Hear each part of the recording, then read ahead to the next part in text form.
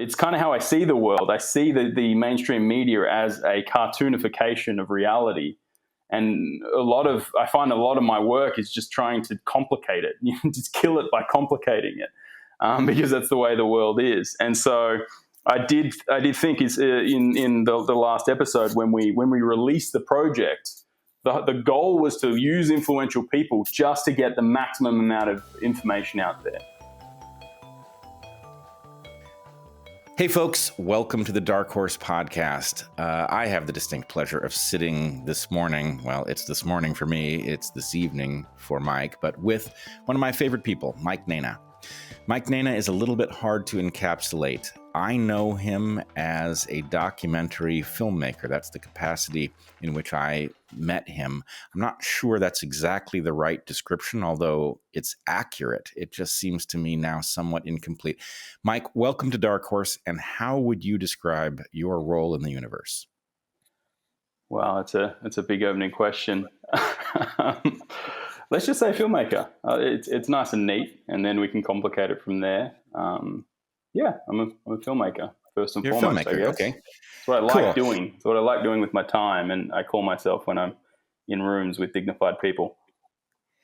Yeah, but the problem with it is it's a little bit like calling a builder a wood shortener, right? You do a lot of wood shortening to make a building, but the building is kind of the objective.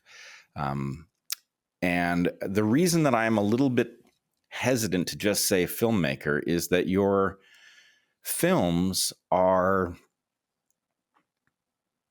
unusual, to say the least. And maybe that's just simply the nature of filmmaker. Maybe all filmmakers who are not just phoning it in are trying to do something dramatic with their art. But anyway, maybe because I know you and I also know the subjects of at least a couple of your films, I'm able to see how thoughtfully you characterize your subject matter.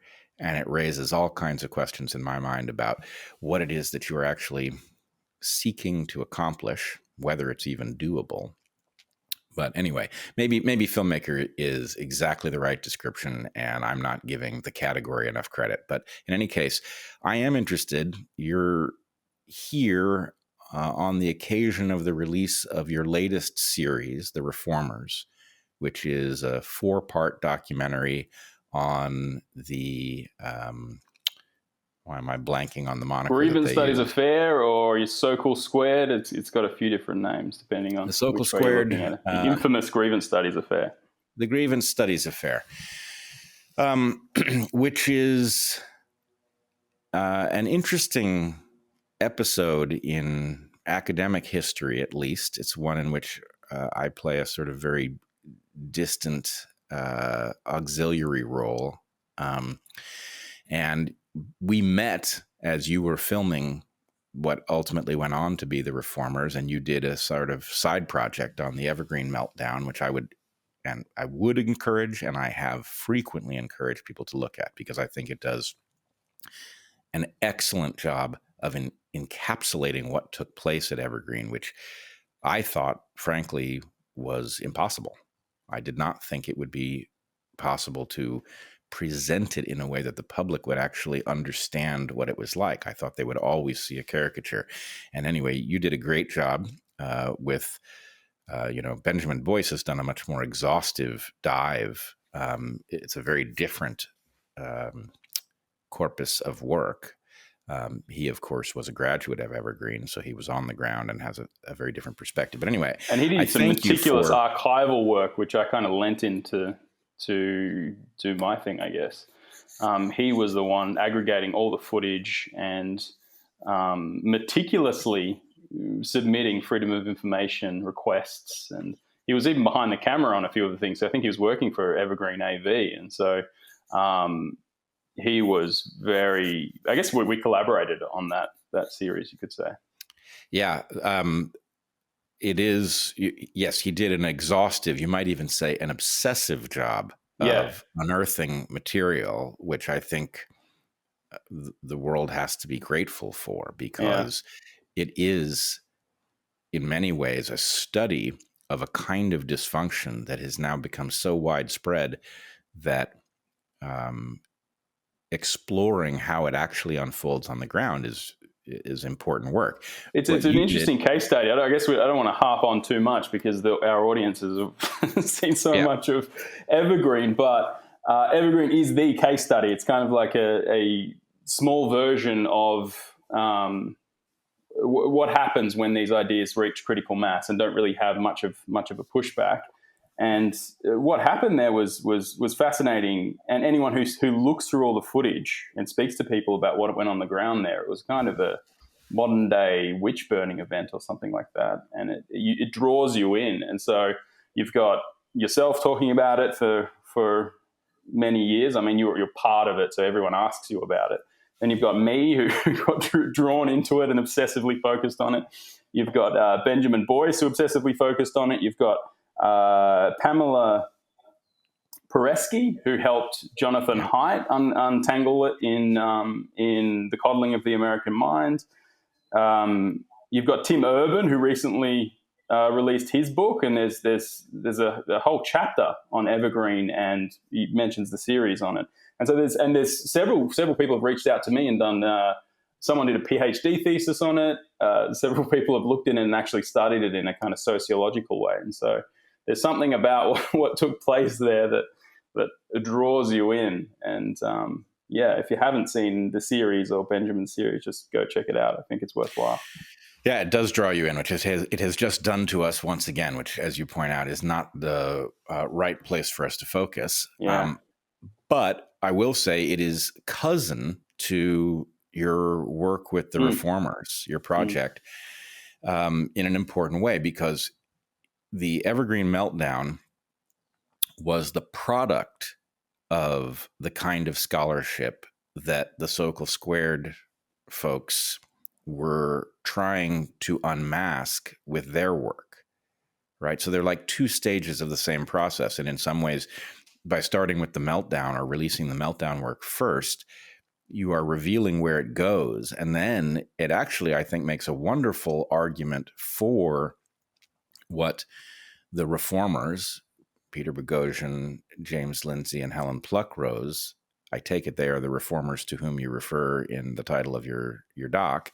Mm-hmm. But it explains why they would have gone to the extraordinary lengths that they did to reveal the full depth of insanity that had gotten loose in the academy and taken hold in all of these phony fields. So anyway, I do see them as great, as complementary pieces of the same puzzle. This episode is sponsored by House of Macadamias. You can't eat trees, but tree nuts are delicious and nutritious. They are generally high in fat and low in carbohydrates, and contrary to what various food pyramids and government agencies may have led you to believe, high-fat, low-carb foods are both satisfying and good for you. But each species of nut is different, and for many of us, macadamias are the best nut there is. Macadamia nuts take a very long time to grow, however, and because they are both rare and highly sought after, they have the dubious distinction of being the world's most expensive nut. Between the taste and the health benefits, though, they're worth it. They have even fewer carbohydrates than most other nuts, for instance, half of what cashews and pistachios have and 2/3 of what almonds have, which makes them the perfect snack for breaking a daily fast and controlling blood glucose. They're also uniquely rich in omega-7s, including especially palmitoleic acid, an unsaturated fat that has been linked to natural collagen production, fat loss, and heart health. And House of Macadamias is intent on making this amazing food accessible to everyone. They have partnered with more than 90 farmers in Africa and now make one-of-a-kind vegan, keto, and paleo snacks. These include their dark chocolate-dipped macadamias and a delicious assortment of bars made with 45% macadamia nuts in flavors including salted caramel, chocolate coconut. But our favorite is their simple salted macadamias made with Namibian sea salt. They're amazing. We love them, and we think you will too. House of Macadamias also makes a delicious macadamia nut oil, which is 100% cold-pressed, rich in monounsaturated fatty acids, and has a higher smoke point than olive oil, so it's well-suited to high-heat cooking and baking. And now, they make delicious macadamia nut butters. Our House of Academias highly recommends House of Macadamias for all your macadamic needs. For a limited time, House of Macadamias is offering listeners a free box of their bestseller, Namibian Sea Salted Macadamia Nuts, worth $35, with your purchase at houseofmacadamias.com/darkhorse, plus 20% off your whole order with the code Darkhorse. Once again, that's houseofmacadamias.com. Use the code Darkhorse for 20% off every order. You won't be sorry. But let me ask you, I've looked at the reformers. I am simultaneously, I don't want to overstate it, but I'm delighted by it and I'm terrified by it. There's something about, let's take Alan Sokal, right? The Sokal Squared hoax is a play on the earlier chapter in academic history when physicist Alan Sokal perpetrated a famous hoax on a postmodern journal. He effectively, you correct me if I've got it wrong, but he submitted a paper that when you translated from the academic jargon effectively said, we used to believe in reality, but now we know better. It was accepted and published, and then he revealed his hoax in a second journal. And the point was, if the peer review process can't spot an obviously nutty claim like this, then what's it good for? What is it feeding us if it doesn't have a sufficiently decent filter to spot obvious garbage? And the contrast, sorry about that. The contrast that I would draw is that in Alan Sokal's case, the only thing I know about Alan Sokal is what he chose to present of himself. And so there's a way in which the Sokal hoax has taken on a degree of respectability, a powerful degree of respectability, because of, I wish it didn't have to be this way, but the careful curation of the presentation of Sokal and his meaning and intent. And what you do in the Reformers... That's interesting. It's an interesting take, yeah, because it's really hard to... James and I call them the intellectual country club, to get them to listen to anything. And there is a lot of kind of meticulous, I would say pedantic work that needs to be done in order to get their ear. And so, I find it interesting that you would look at it like that, because I haven't really looked at it like that before. Well, even if I don't have Sokal right, and I'm not convinced that I don't, what you do in the Reformers is you effectively follow Boghossian, Lindsay, and Pluckrose through the development. You capture them actually conceptualizing how they will perpetrate their hoax. You follow them through the trials and tribulations of their papers as they work their way through peer review. And, let's just say I can't be objective about it because I know and like all three people, and I know and like you as a filmmaker. And so that makes it a really difficult exercise to see what's just simply on the screen and separate it from my personal feelings. But I do worry that you present such a, I think, complete and accurate picture of the people involved that it may be hard for those. I mean, in some ways, we are where we are because we ignored Alan Sokal, right? Alan Sokal revealed the problem, and a generation later, things are way worse. And so now this is sort of a next phase of the trying to ring the alarm bell. And here you have these people. And the question is, is the public mature enough to accept a warts and all presentation of these folks you call reformers presented as you do? Well, I find it very, very interesting that you look at it that way, because let me talk about the intent here, because I have a problem with filmmaking as activism. And so for me to present them in any different way other than what I genuinely saw of them would be a form of activism, because it's the film is designed to an end. Does that make sense? Yep. And so I just don't want to make films like that. And I think on some level it's kind of too much of that takes place, and I don't even know if it's effective anymore. It's just these just a complete and utter discourse engineering in a battle with the content that's being thrown back and forth at different targets and things like that. So it's a kind of very constructed environment in which we find ourselves. But I resolved, and I even said this to the guys at the time while I was making it, because I want people to know what I'm doing. I don't want to kind of reveal too much of them without them being okay with that.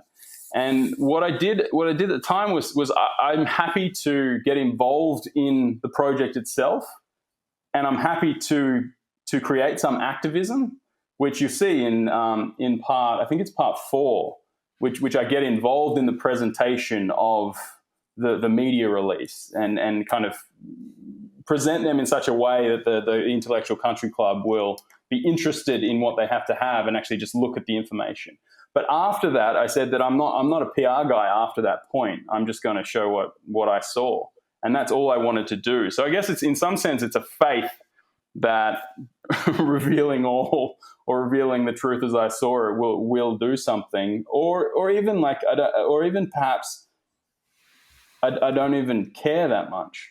I don't think I care about the activism side of it. Which you're making me grapple with now. Yeah, I mean, it's interesting to me that you hear activism as a relevant part of what I was saying. It's really not, or at least I don't know it to be. I think you are involved, now that I hear you talk, you are involved in a gamble. And oddly, I think I am involved in the very same gamble in a very different way, right? Your gamble, you tell me if I've got it wrong, is that complete authenticity will move us in the right direction.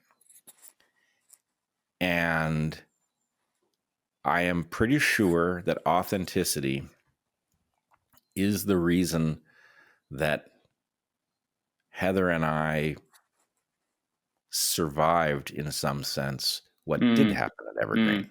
That the ability to respond to it with no fear that exposing the whole picture of what we believed wasn't going to reveal some dire flaw in our characters, that actually attracted people, because, as I've said elsewhere, we live in an era so drenched in bullshit that people have become rightly cynical. And when they detect that something does not require that cynicism, many of them respond positively to it. So am I right that your presentation? I think you're right. You're right in some sense, but I still detect activism there, because it's almost that I don't really care. It's that I want to live in an authentic world, and so I proceed that way. And it's not to an end. Do you know what I mean? I think that I hope maybe, but I don't actually know that. Do you know what I mean? The way you set that up was, you're involved in a gamble that your authenticity will change the world and so on and so forth. I don't know that far. I can't abstract that far, or I don't have actually any understanding of what my actions will do past a certain point. But I do want to live in a world where we can reveal and explore characters in a real way, and tell the truth in some way. And I guess I set out at the start of this project that way as well, because I came into it without a solid understanding of the huge activist academic canon that I was stepping up towards. And I thought, well, what do I do in the face of that? And one, you do a shitload of reading and you try to understand it as best you can. And I think I've come out the other end with the ability to say something about it. But at the time while I was filming, I had to find a way to tell the story that wasn't from some kind of God's eye view where I knew what it was, where I knew the right questions to ask, or I knew what it was exactly that I was attacking. And so the answer to that to me was, all right, I'm going to go have this experience and I'm going to share it, and I'm going to share my learnings along the way. And so anything other than that with a, how do you say, an end game, an end kind of point that I'm working towards, to me, it strikes me as some kind of activism. Well, I hope I don't drive the audience crazy by pursuing this, but I do think, my guess, the professor in me thinks if we keep digging here, we're going to find something interesting. Yeah. Okay. You keep hearing activism. I don't think that's what I'm saying. I think what I'm saying, let's put it this way. Activism, I hear you talk about activism, and I hear you talk about an end point with which you do not resonate. Mm-hmm. I don't think I'm talking about an end point. Okay. I think I'm talking about a net change. And that what I see you doing, again, you tell me if I've got it wrong, but what I see you doing is engaged in an unusual kind of filmmaking that, and maybe I'm working from what I think I know about your character, that you believe advances the ball, that we are better off for your film existing than not existing. And that means that the content of your film, which is, I would say, radically open about your subjects, is net positive. Well, I would say it's net positive, because otherwise, why would I do it? But a big part of it is it's kind of my DNA. It's just how I see the world. I don't think I can see the world in another way. And if I do, if I was to create something that was more traditional or another way, it would feel like manipulation. I would feel like I'm manipulating the audience. And so what I guess I'm trying to do is to share my experiences and my genuine perspective and my fondness for the humans that are involved in this. And that the end there is filmmaking. The end there is to have a presentation that people can enjoy, and it just so happens to be in this extremely politically, what would you call, kind of volatile landscape. But it's the thing that interested me, and then it's how I saw it. Okay. But I did have a goal. I did have an activist goal throughout, and I show it in the film. And so it might not make sense for the people who haven't seen it, but that's another layer that's in it. Well, I want to know the other thing that's going on here is you're asking me to get very analytical about something that feels natural, and so it might sound like gibberish to a lot of people. And maybe you're even better positioned to be your perspective might even be better than the thing that's coming out of me right now, because when you try and look at yourself, it's like Alice in Wonderland. You're chasing your tail, and it's very difficult. Well, I do. This is part of the weird aspect of my character as an evolutionary biologist, and also an absolute addict when it comes to nature, especially watching animals, right? So I am both involved in trying to understand the nature of those creatures and why they would do anything that they would do that is expensive. And I also just freaking love watching monkeys. And so the point is, to me, it's very natural to take an analytical approach to what you did as a passionate contribution to the world. Those things are not inconsistent. They're two sides of the same coin. But let me ask you. Oh, go ahead. If you had a response to that. No. I guess I was just backing up the realization earlier, which was it's very hard to, when you're making a piece of art, which I think that was, which I think it is. It's very hard to describe why you do it. You just do it. And I always hated the write-ups next to paintings. You got the paintings, and then you've got the write-ups next to it. So what is this? And you know that you have to fill out a form in order to get your painting into an art gallery, and you're just going to say some bullshit, and you almost plug in like something into the political landscape, so then you can actually get seen by people. But I often find myself reading the descriptions, or even the descriptions the artist gives. I'm like, what are you talking about?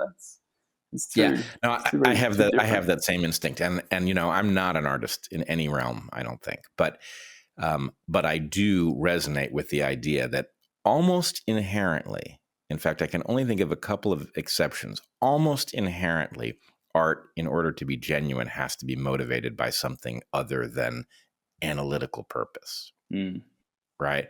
Escher would be the case that I might argue actually blurs that distinction, where create a staircase that cannot exist, but at any single point is visually compelling. Like that's something you can explain. And that's why it's mind-bending. He's like trying to. That is interesting, because the endeavor's paradoxical, and so the thing that comes out of it is paradoxical as well. That's interesting. But I actually worked with James and Helen on Cynical Theories, which I see as an accompaniment to it, because that they wrote a book that tracked the intellectual lineage of the things that they were attacking in the hoax project, and they did a lot of analytical work there, which I became very interested in. I was maybe a research assistant or something. I don't really know how to describe what I did there, but I was involved in it, and I always felt like that gave me leeway to do something a little more weird, I guess, or a little more artistic, a little less analytical, and maybe that. Yeah, I think they work well together. The book and the film. Oh yeah. Wonderful companions for each other, because they really do. One is the fiercely analytical approach, and the other, it really leaves a lot to the viewer.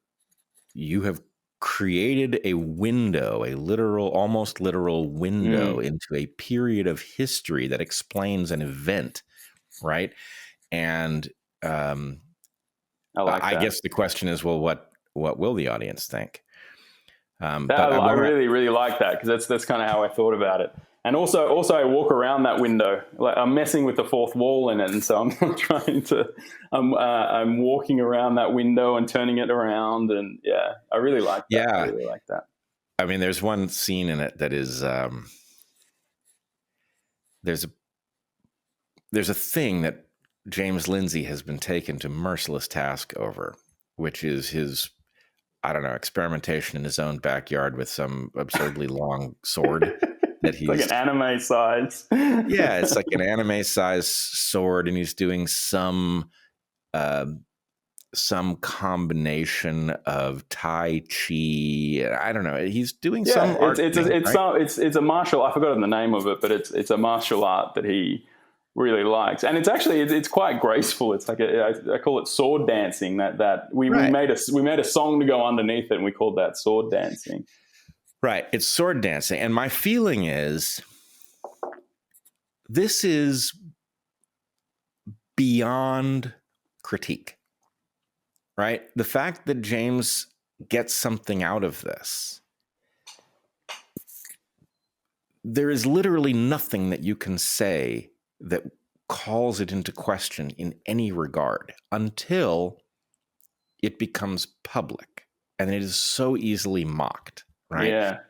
And so can I come just before you go in? There's an interesting thing that took place around this. Someone sent me there's a kind of cottage industry on critiquing James Lindsay, and so there's a lot of people who are gaining a lot of notoriety just by constantly critiquing him, obsessively so.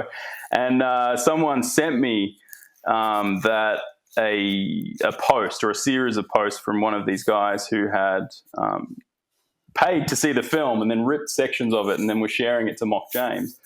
And the interesting thing I found was he was mocking James for this particular event. We won't go into it. I mean, you can if you want, but we won't go into what happens. This sword dancing event in the film, and I really liked a lot of people came into his defense. It's like you're missing something. If you don't find this endearing, you're some kind of idiot. And so lots and lots of people came in to defend him, and I really enjoyed that. I thought about blocking the guy because he was quite literally ripping the film and then sharing it. And I want it to be behind paywalls for my own reasons. But then I just left it open. I was like, I don't know. This guy can't. His trick isn't working here. Yeah. Well, that's beautiful, actually, and it mirrors a bunch of experiences that I've had and not known what to think about them. But I guess let's put it this way. If the environment in which the public comes to understand what it thinks about stuff was truly indifferent, right? If there was not a ghost in the machine playing games with trying to cultivate certain perceptions, then I think there is something actually wonderful about exactly the scenario you describe, right? Where something that is valid, easily mocked, is then presented in public, and people do not retreat because it's easily mocked. They actually stand up and say, no, this is unfair, right? You're being unfair. That's a great process, right? Where we come to correct our emergent understanding of something in public. And I've seen it happen because the whole game is to cartoonify someone. And so James makes it very easy to cartoonify him on social media, because he's playing some cartoon. It's not the James I know. And right. So then if you show it's vulnerability. Perhaps it's human vulnerability. It's all of a sudden this big, giant, famous monster that's ushering in neo-fascism or whatever is a human being, and it's quite difficult to differentiate the person you're seeing on the screen to not differentiate the person you're seeing from the screen from the cartoon that's being created. Well, it's funny. I do want to get back to the three primaries in your film and their radically different personalities and approaches, and how the film reveals those distinctions and what those distinctions actually mean. But I want to cover two things first.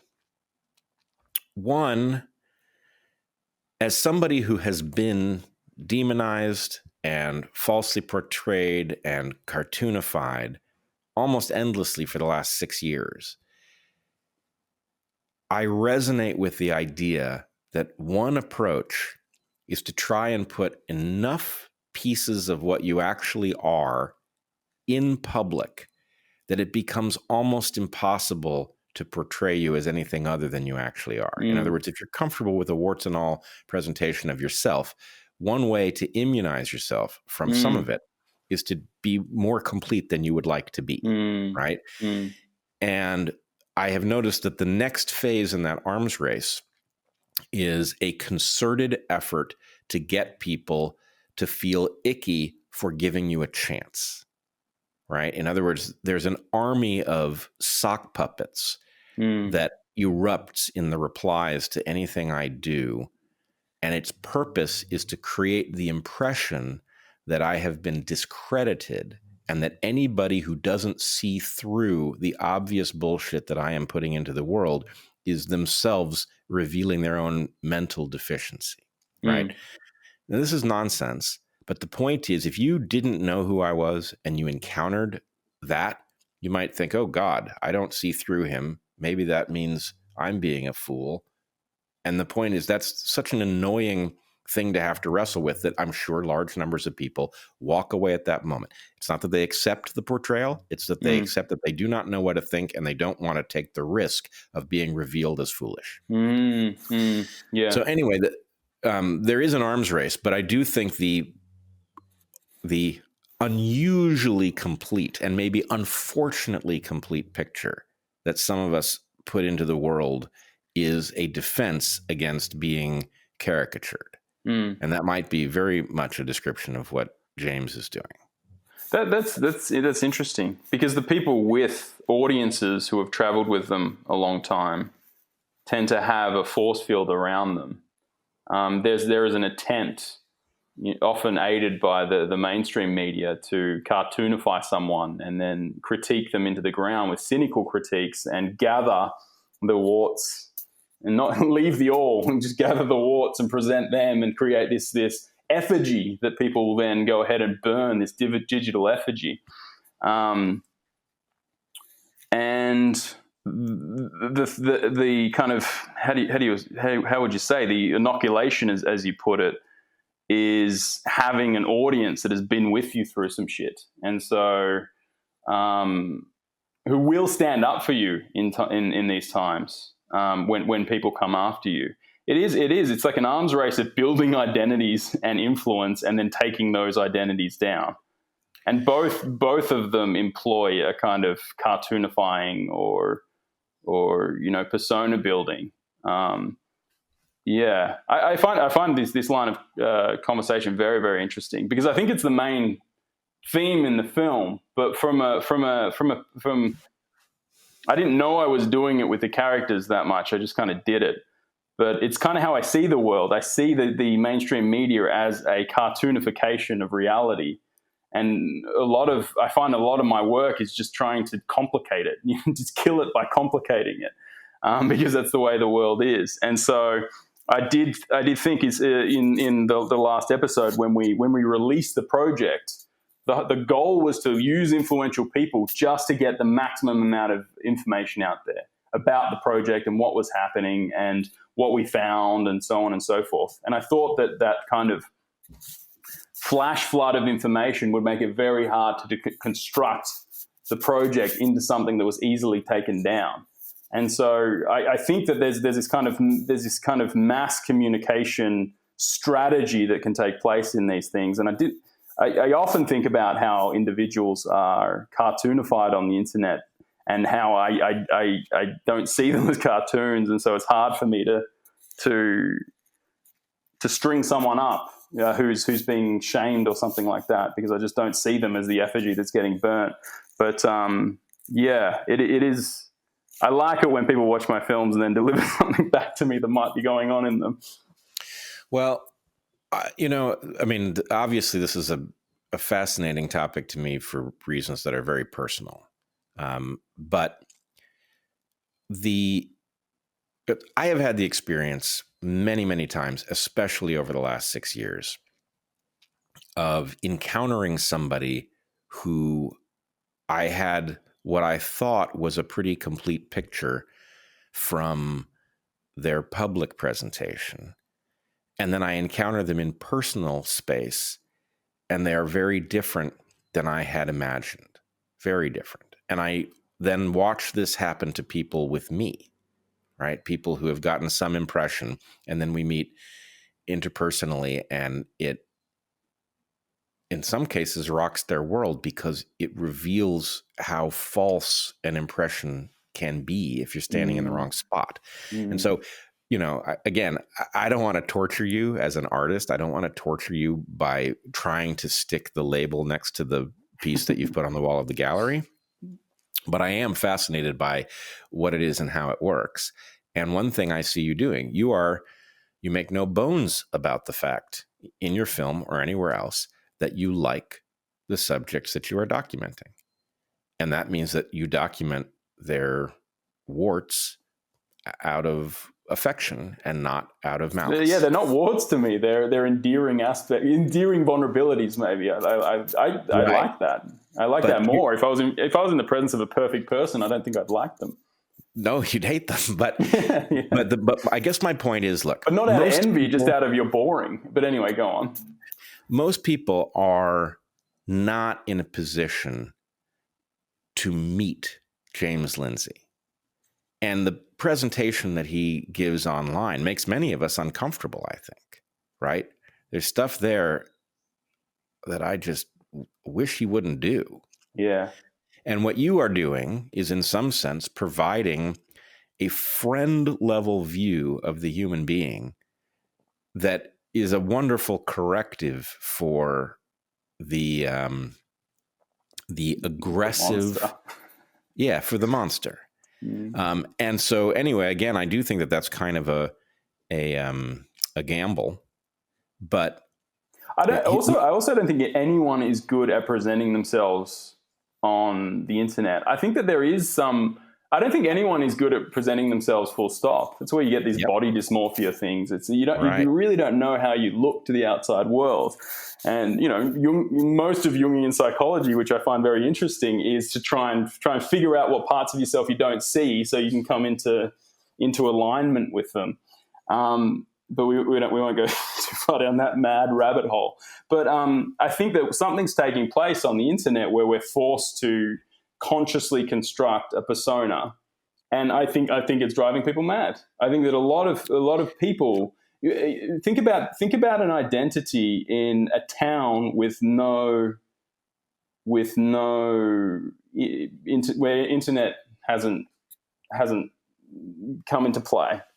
You're in a small rural town, where I am now. Actually, you're in Germany, in a farming town. Your identity is built in concert with the people around you, and it's usually something that you're doing. Identity is done, not presented. And so, you may wear some weird clothes, or you play with it, especially when you're a teenager. But that's kind of like an awkward phase you go through, where you're trying to construct what the world sees of you. Most people just I think healthy people, well-rounded people, just do their identity into adulthood.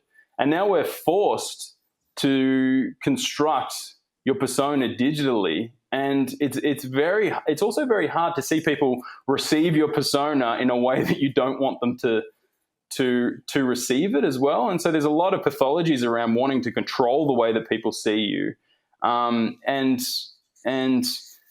other people are trying to control the way people see you for their own purposes. And so there's this kind of mad persona building and destroying process that's taking place. And it's also making people build their morality. It's someone who's too online. There's a kind of digital superego that people are around trying to construct. And I think that these grievance studies people are trying to create this construct in order to literally, I guess literally in a way, program the personalities of the world to their activist ends. And so there is this kind of construction of these superegos are going to war on the internet, trying to build the people on the outside. And if you're too online, you are going to head into all kinds of pathologies when you're playing with that. And I think that's something that's very interesting. And it's very interesting being here in Germany, where I know the language enough to get by, but I don't know it very well. So I get to avoid all the bullshit and just interact with people. I really love being in a place like this, because we don't abstract too far into nothingness. We're just there together and being. And these people don't really mess with the internet. The next generation is, for sure, but they're all farmers and doers and well-rounded, kind people. And I really, really like it here. All right. That was a rant. No, that was the nugget. That was the thing that I was torturing you to get you to say, because it's incredibly deep and important. And actually it dovetails with something that Heather frequently talks about. It's not only the artifice that arises out of the online presentation and one's ability to curate it in a way that is unnatural, but it is also the durability of past versions of it, right? In other words, you are supposed to go through that awkward phase as a teenager where you get to figure out who you are, and you are not supposed to be dogged for the rest of your life by a snapshot from it, right? That is not something you're supposed to be permanently stuck with. It is something that is supposed to decay in the memories of those who knew you at the time and becomes unimportant. And so I do think there is a kind of insanity that arises out of the ability to curate your own image, and actually the ability to curate other people's. There's that awkward moment the teenager has that disappears. But think about someone that doesn't like you. They're probably doing this mentally. They're aggregating all your slip-ups. Exactly. And now they can do it in a more, I think it's digital, but it's still physical. They do it in a physical way. They're aggregating all of your slip-ups and then casting their version of you out there, often in some kind of political assassination attempt. Not even slip-ups. reframes, ticks, ticks, ways that you phrase things, words that you use too frequently, right? All of these things are vulnerabilities because, and here's one of the punchlines from my perspective. I think the insanity that you are diagnosing actually goes back to the invention of the proper mirror. Before there was flat glass and a silver coating that made an accurate mirror, there were polished pieces of metal that gave you an impression of how you might look, but it wasn't highly reliable because they weren't really that flat. The closer you get to being able to regard yourself as someone else sees you, the greater the temptation to try to alter what they see, right? There's a positive feedback that kicks in. If your only understanding of how you looked to other people was how they reacted to you, it would cause you, if you did something one day and it caused people not to interact with you very well or not to look you in the eye or whatever, you might not know why you didn't feel so great about what you did that day, but you would over time adjust your presentation so that it resulted in people interacting with you in the way that was best, right? So you might in fact end up accidentally, you ever meet somebody and they're not classically attractive, but they are undeniably attractive. The way they carry themselves is appealing. And you just think, I like this person. I like to be around this person, right? That genuineness would encompass a much wider range of phenotypes than this artificial situation. I mean, it's become hyper artificial in the modern world, but the ability to know what you look like, the ability to modify what you look like, the ability to surgically alter what you look like, the ability to cultivate that which you present online, and now the ability to use filters and other kinds of tech, including artificial intelligence, to present something that's preternaturally one way or the other. These things are definitely driving us crazy. Yeah. And we'd be better off without them. And I do believe you, based on what you just said. Can I say something Please. I'm friends with two crazy South African boys who decided to make social media platforms. And we were collaborating on this for quite a while. We were trying to make social media platforms that were healthy. And so there was one social media platform where it's a bit obscure and hard to describe exactly what it was, but it was a social media platform where the people around you actually ended up building your profile.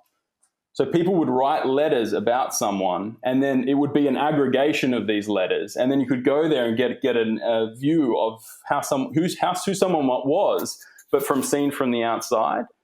And I mean, it sounds kind of basic and weird, and it's very, very difficult to scale something like that up because it doesn't have all the brainstem stuff. But we saw some very, very interesting psychological things happen from that.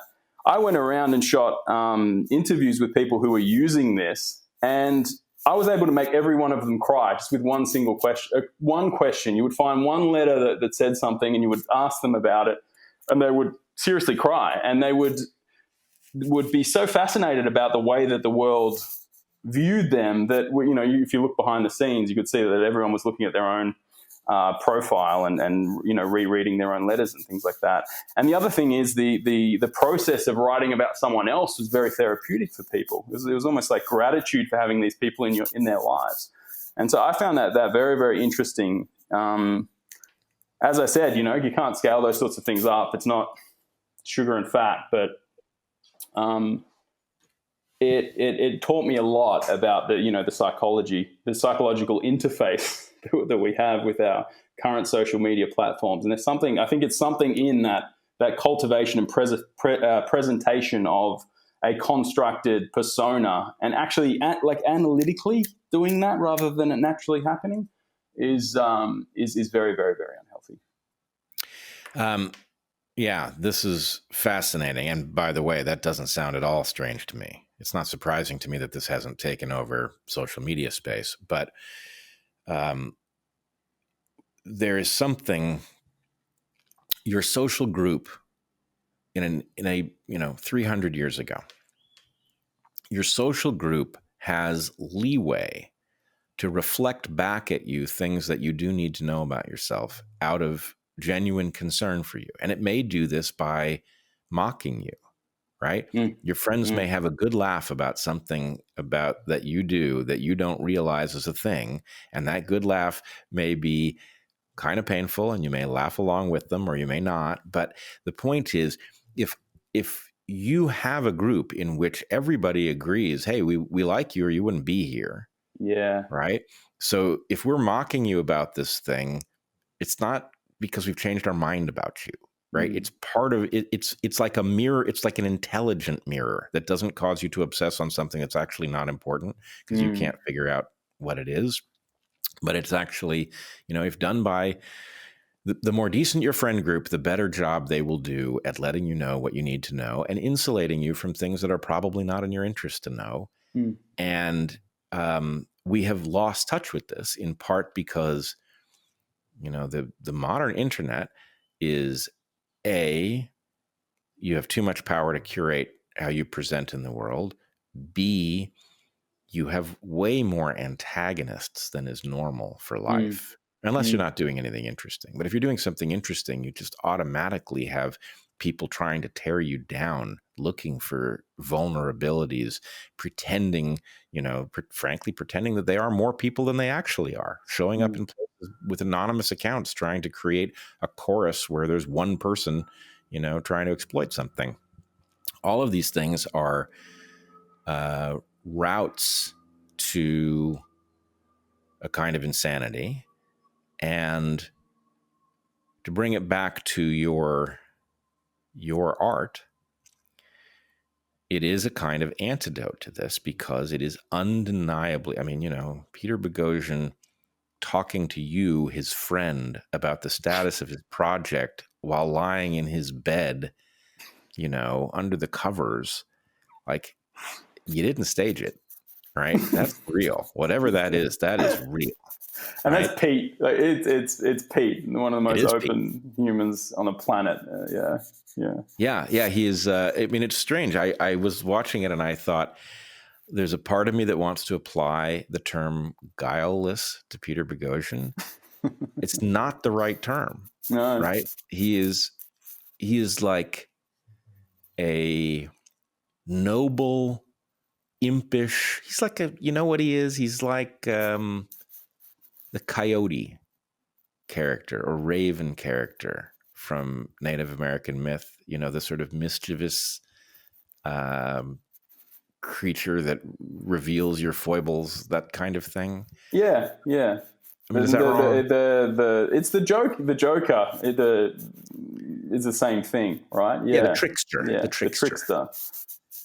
He but does occupy an interesting mental space. I get so yeah, much joy. I get so much joy from him, and he often slips up and says something that my kind of millennial training goes, oh, he shouldn't have said that. But right. once he can get over that, he gets a lot of enemies because of that kind of '90s broness he's got going. But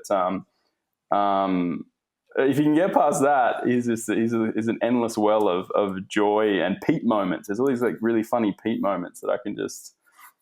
James and I laugh about it all the time. We just talk about Pete moments and giggle our asses off. It's really funny. Yeah, well, it does sort of reflect that more ancient style of friend group that I'm talking about, where you recognize Pete is imperfect, but he's trying to do the right thing. There's no denying that, and he does have, he's tireless and quite capable and fun. And anyway, I think it is very well revealed by your documentary. But I wanted to come back to something else just to kind of cap off this piece of discussion. Have you ever met somebody who is engaged in radical honesty? You know what I'm talking about? Can you talk about it more, because it's radical honesty is a difficult concept for me. I mean, somebody a who lot of has, people try to be honest, but they're kidding themselves, so it's hard for me to, you know. yeah, what I that's mean? not what I mean. What I No, mean is okay. somebody who has reached the conclusion that dishonesty is the problem, and therefore they are committed to saying exactly the truth Oh yeah. Oh at yeah. all times. You Oh ever met yeah. such a person? Yeah, Yeah, I have. I've got a particular one in mind as well. Yeah. it's a complete disaster, Yeah. It's right? not good, is it? No. No, it's terrible. It's the worst, Yeah. because what you Yeah. really want is somebody who is aligned in terms of values and objectives, who you can trust to be as honest as necessary for the situation, right? Mm. An artificial commitment to the idea that truth is so good that there's no amount of it that's too much is just completely inconsistent with the animal that we are. To be honest, it was probably a personality. I would regard it as a personality flaw of mine for many years. I was that guy, and there was a Mm. kind of noble feeling I got from dealing with the negative consequences of speaking, you know, what I thought to be the truth. And so people would recoil and friendships would break down and things like that. And then I would stride on going, I told the truth. I did my duty. But I guess, yeah. In more recent years, I kind of see that as a mistake, or kind of, I mean, it's egotistical in itself in some way, because you are thinking that you are noble and better. And it's not living in concert with, it's not living skillfully. Maybe that's probably a nice Yeah, way to put it. let's put it this way. It leaves a lot of value on the table. It destroys some value that doesn't need to be destroyed. And Yes, that's probably it as well. I think that the progression towards the things I wanted in life, and it's not a matter of lying to get those things, but it's a matter of just, you know, biting your tongue. And sometimes, well, I mean, yeah. I think you can get to the problem with it with a reducto ad absurdum, right? The point is, there's lots of things that we do as a function of our culture which could be read as dishonest, Mm. right? You closed a door before using the toilet, right? Oh, what are you hiding? Well, nobody's confused about what you're hiding. You're not misleading anybody. It's Yeah. just that, hey, if we all close the door when we use the toilet, then we don't have to think about somebody else using the toilet, and life is better. And the point Mm. is, is it dishonest? Arguably, but not in any meaningful way, right? Likewise, Pete said, maybe I shouldn't share this. Oh, no, I won't share this. But Pete's got a crass way of saying that, and I think this is interesting, because I think that the way that James goes about his business is too radical with what he sees as honest. And Pete often hit him up on that and said something very crass about what he did this morning, and he's like, I'm not about to tweet about that. I won't say what it is, but it's very funny. Anyway, go on. well, no, that's perfect. That's exactly right. And actually, in the three subjects of your documentary, you have three very different thresholds, right? Helen is, in her own way, a proper lady, almost from another time, right? And Peter is a trickster who pushes limits for noble purpose, sometimes beyond either his skill level or anyone's skill level to pull it off. But nonetheless, I have no doubt, knowing the man, what his objective is. Mm. And then there's James, who I was thinking about it in looking at, I think it was part 3 of your documentary. And I was, for some reason, reminded of an Immortal Technique song that a student of mine pointed me to some years ago, where it's basically a description of why he has been pushed too far and is in a take no prisoners mode. The point is, I've seen too much, I understand too much, and I'm active. I'm now a warrior against this, right? Yeah. And I Yeah. get that from James. And it, on the one hand, I know exactly what he's reacting to, and I don't really think he's overreacting. On the other hand, is it the best use of the tools at his disposal with respect to achieving the values that he's targeting? We have so many conversations about this. Yeah. Yeah. A Yeah. lot. Mm. But anyway, I guess, so I wanted to compare what you're doing in your films with, which I do not think is a disaster. I worry a little bit. Can the public handle what you're showing them of something historically important, like the Grievance Studies hoax? Mm. But I also kind of want to drag down that kind of button down intellectual country club thing that goes on, because that's a facade. I like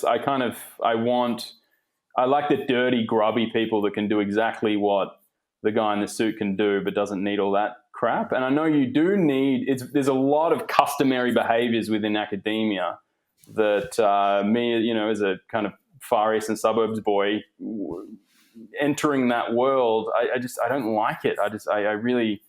You can see straight through it. And I do understand the pedantry is part of the actual, how would you say,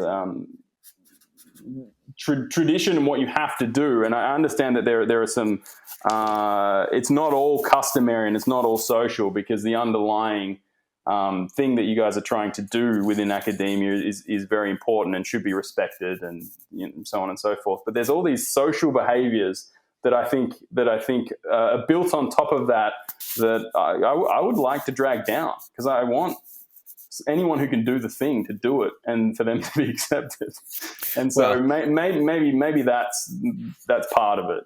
Maybe that's part of the protest. I don't know. I mean, you're talking my language, and because I am an academic, I'm maybe in a position to be more aggressive about the perspective that I think you and I share. Mm-hmm. So I've had a way of saying this, which is, the country club is a place of tremendous politeness. Mm. Right? It's a diabolical place in which schemes are hatched by people, right? Important business schemes that create tremendous carnage. But it's very, please and thank you. And, the pinky is lifted when you drink your tea and all this stuff. And so I have no patience whatsoever for the trappings of decency when they surround something indecent.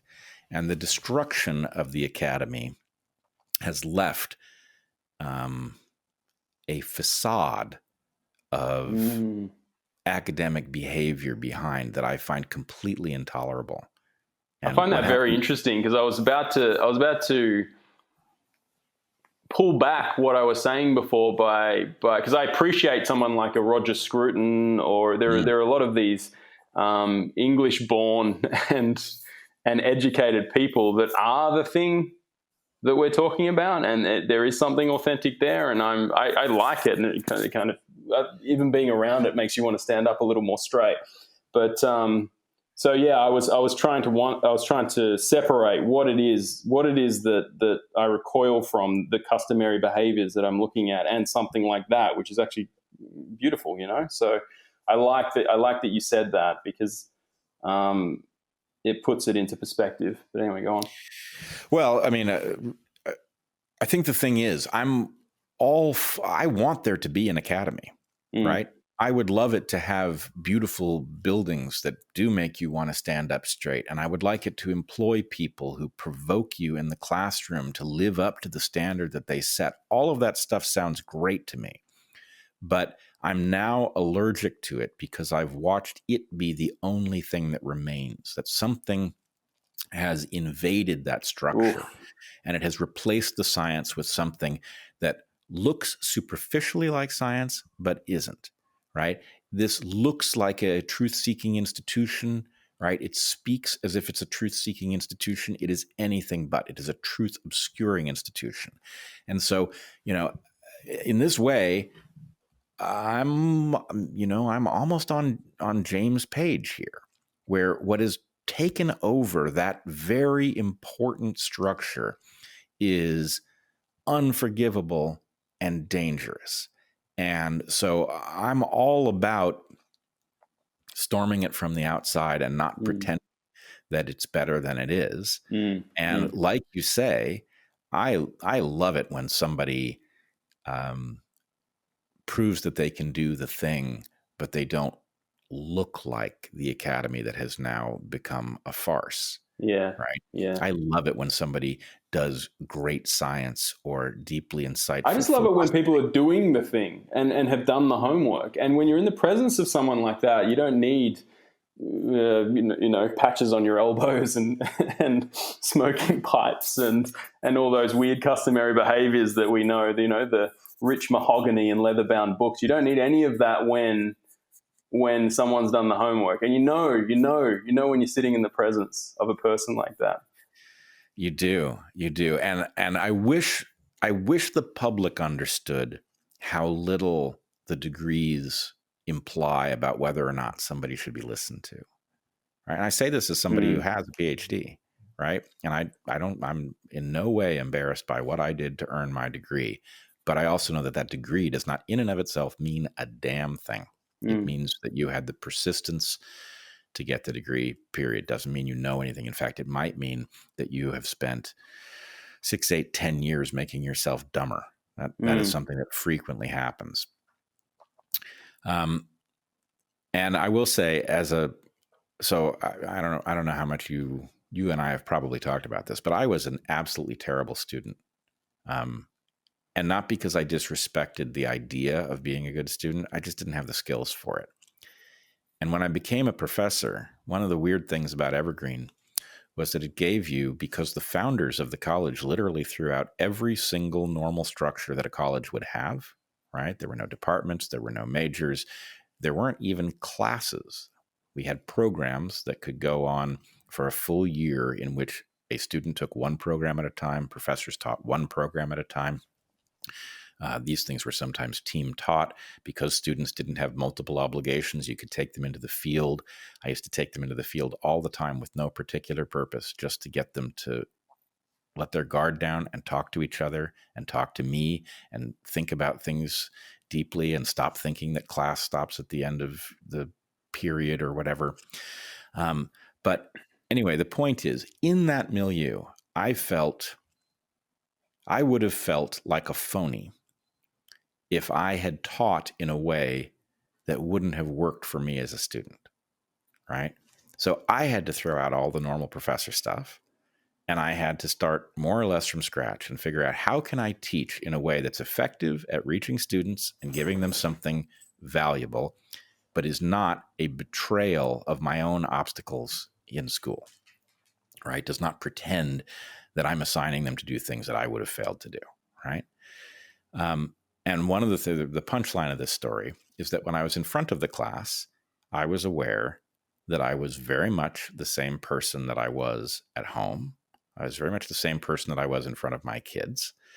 And that I think would surely be alarming to almost anybody who believes in the academic structure. You walk into a classroom and you find, a professor goofing off, cursing at some normal rate, right? I used to do stuff like,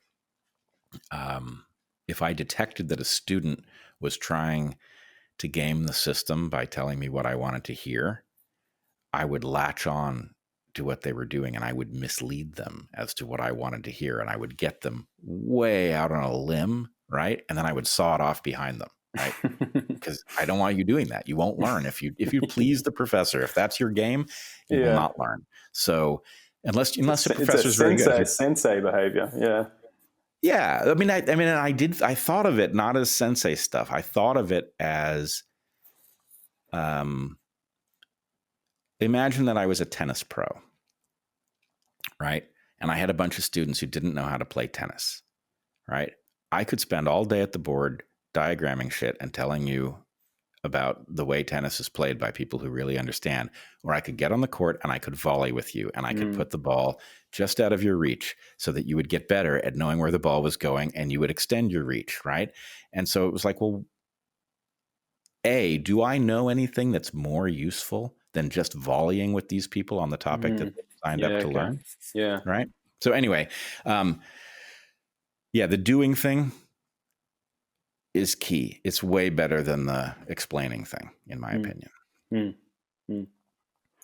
And we might be in a time where the doers can get a signal boost now. So I feel like the academy might bleed out onto the internet. We'll see what happens, but there seems to be a lot of interesting things going on the internet that are replacing the actual core function of what the academy did when you draw it back to its first principles. And so I think the research aspect of it, there's just not enough finance and kind of the ability to do that outside of the academy, outside of think tanks and things like that. But it seems that whatever function the university was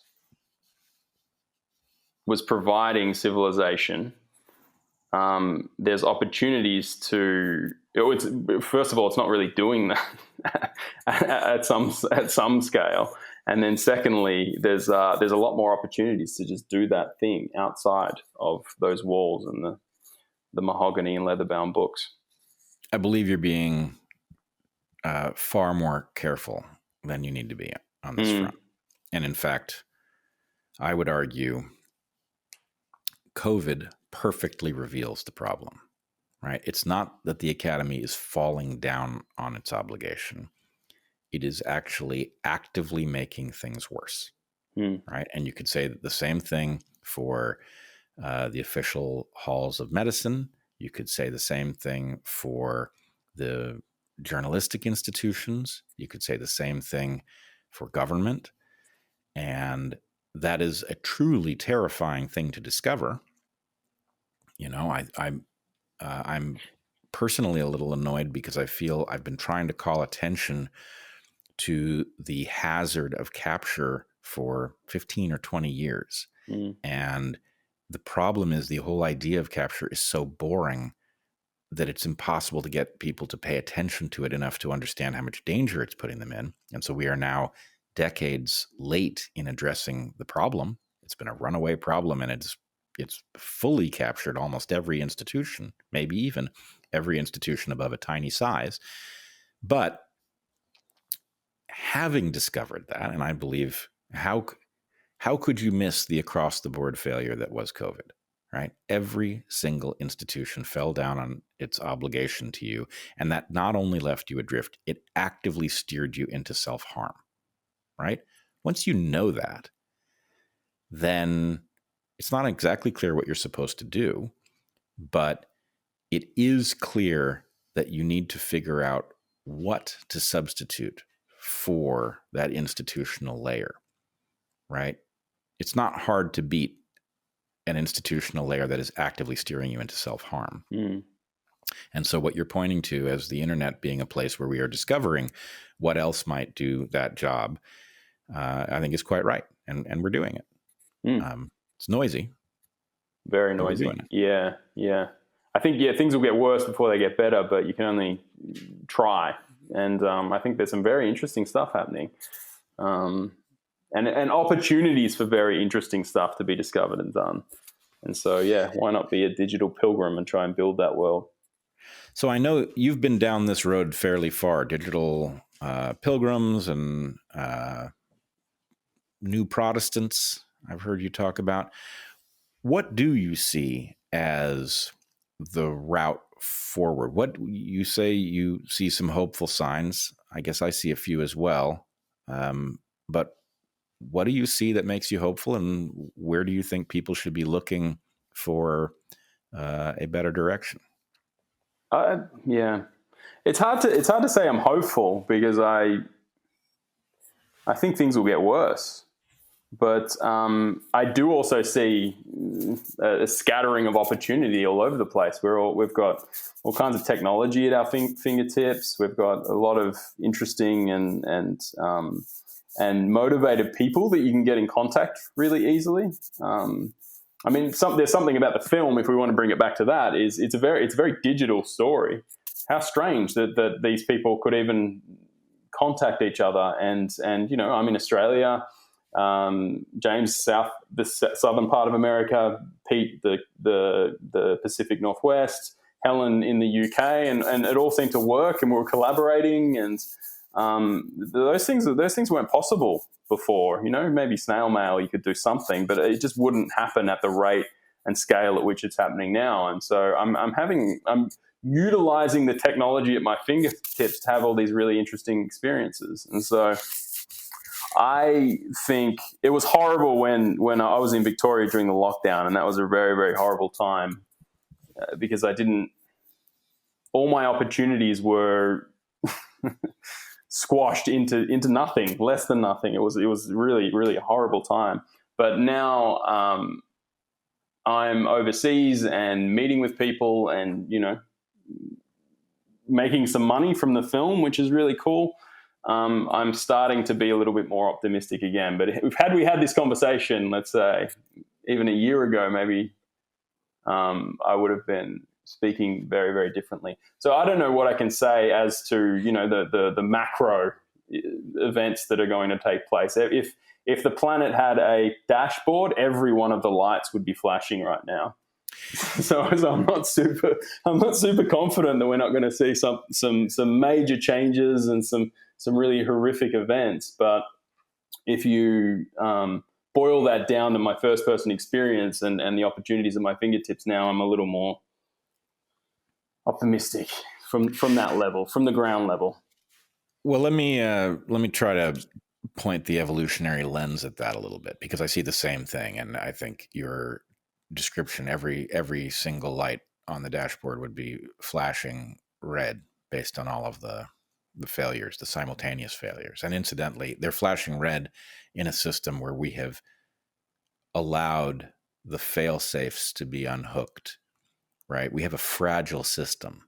It's one thing to have, a fire on a well-maintained ship where everybody knows what they're supposed to do and you can put it out.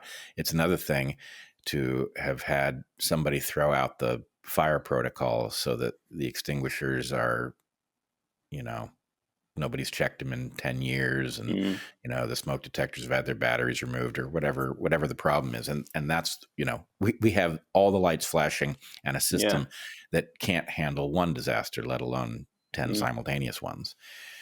But the analogy I would use that makes me somewhat hopeful is we talk in evolution about the adaptive landscape, in which opportunities are represented as peaks and obstacles to moving to better opportunities are represented as valleys.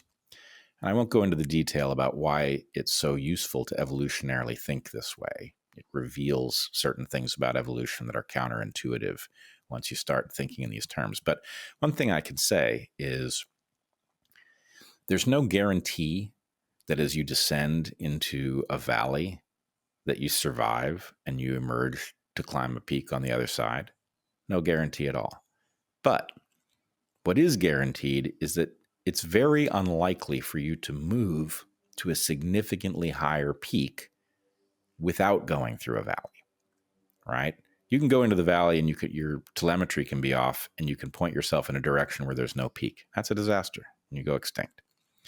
But if you go into the valley and you have some idea where that next peak is and you find yourself on the foothill, climbing it isn't as hard as it looks.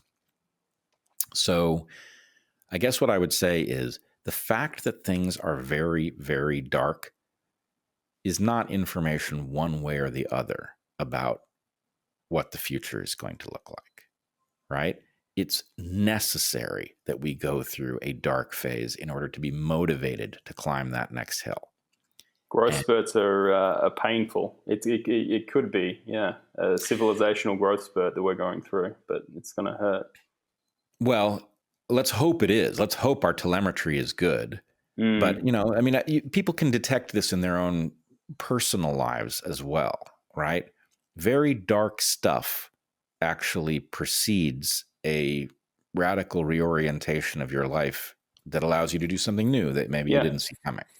Yeah. And so in this dark valley, which maybe is the end of us, or maybe it's not, it's the beginning of some next phase we can't see, certain things are true and quite positive. As you point out, the modern tech facilitates collaboration between people who wouldn't have found each other, or even if they had, the obstacle to collaborating would have been so great even 20 years ago that it wouldn't have happened.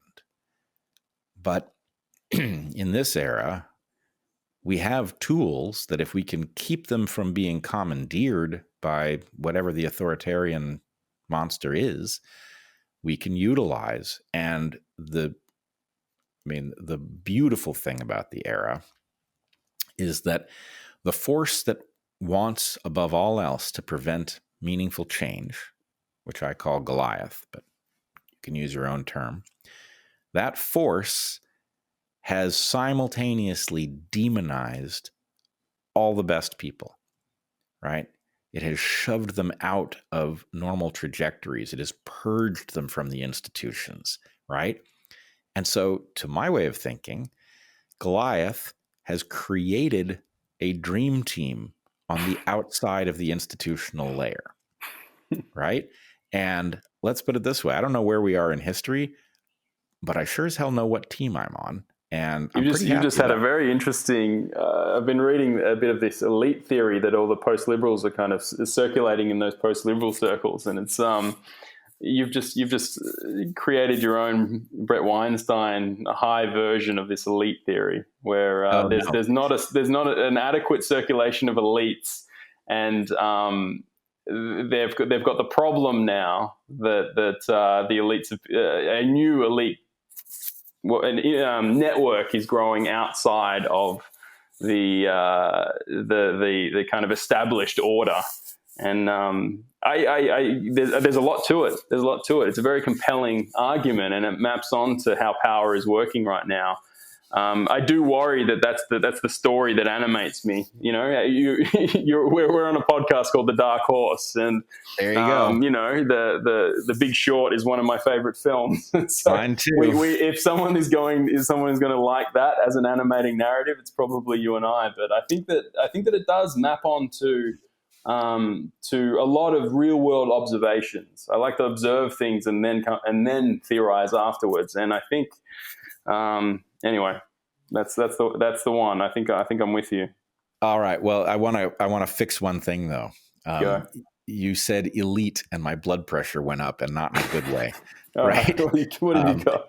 I want to borrow a little piece of kit from the many interesting special forces folks who are circulating in these intellectual realms. Right? This is something Heather pointed me to. Not elite, right? It's not the elite forces. Special. Right? The two things are different. Elite is an eye-rolling category, and one I do not aspire to join. I am not interested in hearing what they have to say. I've had about enough of the elites. I'm interested in, the special forces. Okay. In this case, they will be special forces that are not inherently military, but nonetheless, it is time for the special Someone forces. said something very, very not PC, but when they watched the film, they said, man, it's like the retarded Avengers. So these superheroes who are very, very strange and yeah. They are, but I mean, look, the thing is, there is something, and I can't swear that I've actually seen the Avengers or could even, I haven't, but I get it. The superhero saves the world. Yeah. Right. And there is something to be said for the idea that, look, I use the term Goliath for the force that opposes meaningful change, right? The prime directive of Goliath is there shall be no meaningful change. There can be plenty of change, but anything that meaningfully adjusts the flow of well-being and control is forbidden. But that thing is not a dude, right? In biblical times, there probably was a giant called Goliath. He was probably a pituitary tumor victim and a brutal dick. And it wasn't David who actually felled him. That was, biblical stagecraft. I believe the guy who actually felled him was Elhanan. But nonetheless, there was a time when there was a Goliath and there was an Elhanan, and the story unfolded as it was. Everything has been scaled up. When you think about the number of people who would have been on Earth at that time and the number of people who are on Earth today, right, we're orders of magnitude away. And the point is, Goliath isn't a dude anymore. Goliath is a composite between various conspiring cabals and institutions and emergent properties that facilitate what Goliath does. And, David / Elhanan isn't going to be a person either. It's going to be a collective of people with very different skill sets who realize that our well-being, our persistence even, is dependent on getting control of the structures that allow us to run the planet and, to right the ship. So the problem with those people is they're usually so contrarian's not the word, but they're usually very, very difficult to work with, and getting them to collaborate on anything at scale is near impossible. I think that's a major problem for this David construct that you're putting together here. Well, here's the thing. When I was thinking about what to call the podcast, Darkhorse was the right term, but second in line was something like the Lone Wolf Pack. Right? Lone Wolf Pack. That's interesting. Yeah. So anyway, I see the problem. Yeah, these people are not well built for partnership in some ways, which is a problem. And I think there's a second problem, which is that all of us have grown up. We've gone through our development in a market.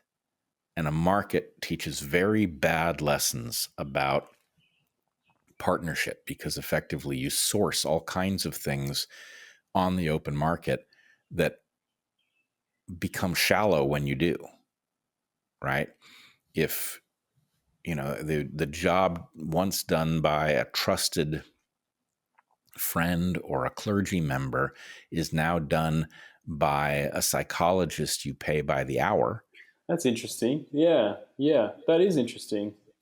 That's it's almost Marxist, really, isn't it? The market as the atomizing process.